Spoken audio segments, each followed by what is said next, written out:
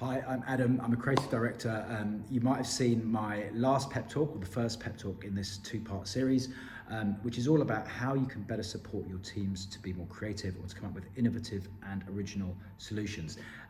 If you saw the first one, you remember I talked about 5 points. I'm going to do the next 4 today. If you didn't see the first one, go and check it out.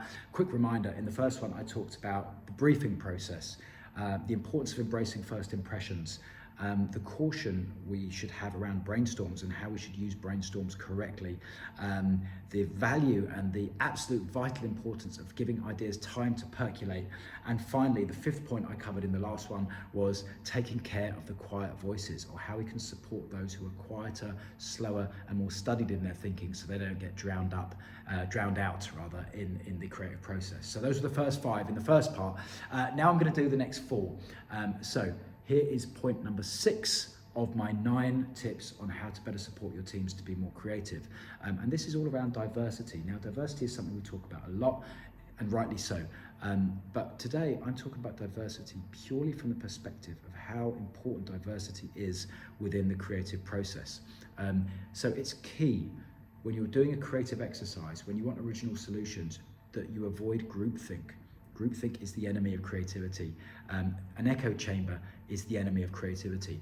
And when you get a load of people in the room that have all got similar experiences, that all know each other, that have all worked together, have the same backgrounds, the same areas of expertise, you are at very high risk of suffering from groupthink and creating an echo chamber. So we really want diversity in your teams when you're coming up with creative solutions, and that means diversity in ethnicity, in country of origin, in experience, in the type of socioeconomic group we grew up in, but also really, really important is diversity of professional experience.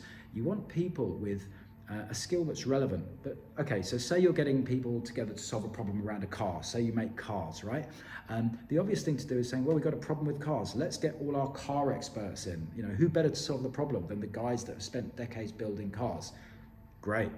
But you also want to get in some other engineers who've got engineering experience but have never built cars before in their life. You need that diversity of thought and opinion, and what you'll find is they will enrich each other.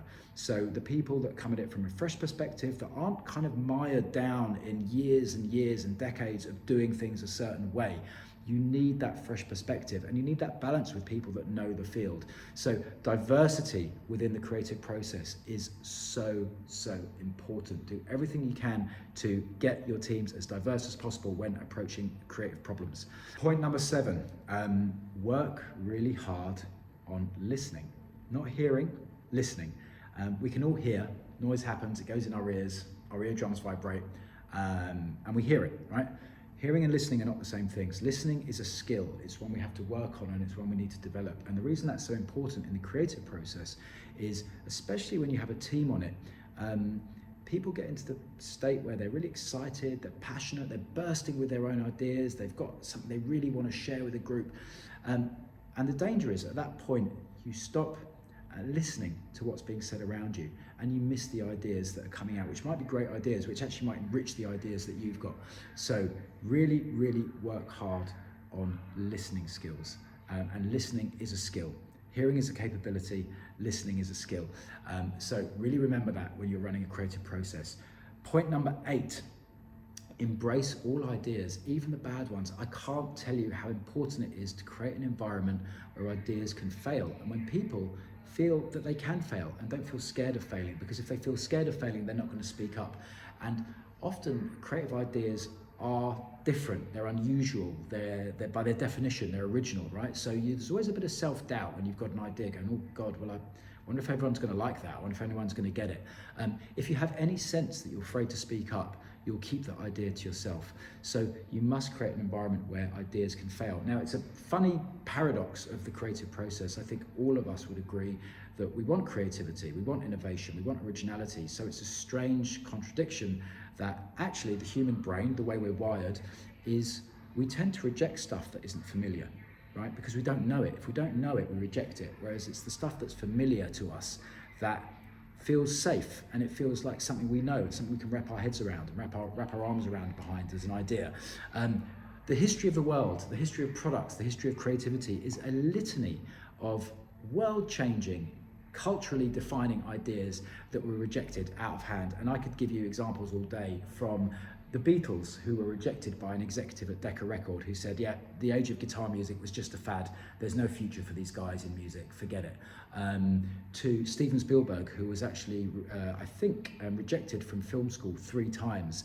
To the personal computer, which was described as the executive of a computing firm way back in the 50s or 60s or whenever it was, as something that no one would ever want in their homes. No one's ever going to want a computer in their homes. Why would we develop a personal computer? And that's because all of these ideas were different, and because they were so different, no one recognized them. So really work on giving people the room and the space to express ideas and creating environments where ideas can fail.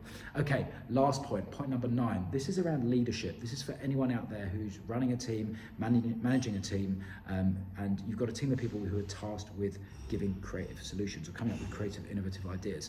Remember, and this is true of me as a creative director, remember, it's not your job as the leader to have the ideas. It's not your job to have the winning ideas. You shouldn't feel that it needs to be you that has the winning ideas.